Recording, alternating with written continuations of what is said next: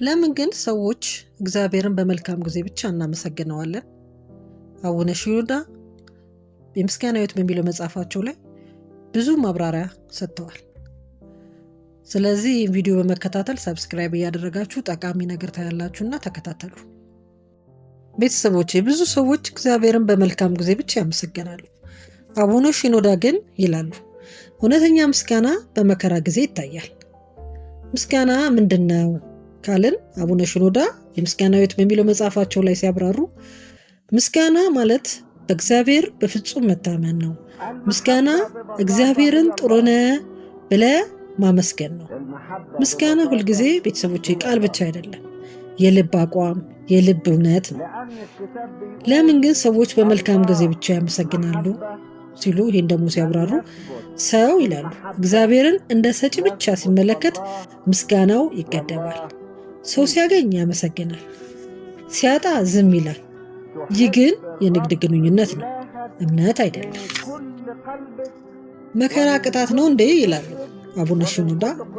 መከራ ሁልጊዜ ቅጣት አይደለችም፣ ብዙ ጊዜ ትምህርት ወይም መምህር ናት። መከራ እኮ ይላሉ ጸሎታችንን ታጠነክራለች፣ እምነታችንን ታጠነክራለች፣ ትዕቢታችንን ታጠፋለች።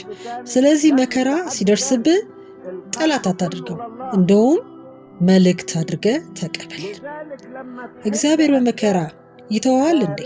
አቡነ ሽኖዳ ይህን ሲያብራሩ እግዚአብሔር በመከራ ውስጥ ከኛ ጋር ነው፣ አይተወንም። መከራ ሲመጣ እግዚአብሔር አይሄድም፣ አይተወንም። እኛ ግን በተቃራሚው መስማት እናቆማለን። በህመምና በድካም ጊዜ ምስጋና ብንሰጥስ ይላሉ አቡነ ሽኖዳ።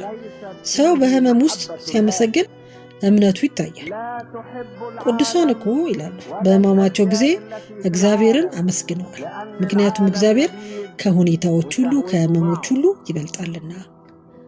አቡነ ሽኖዳ ምስጋና በመልካም ጊዜ ብቻ ካለ እምነት አይደለም ይላሉ።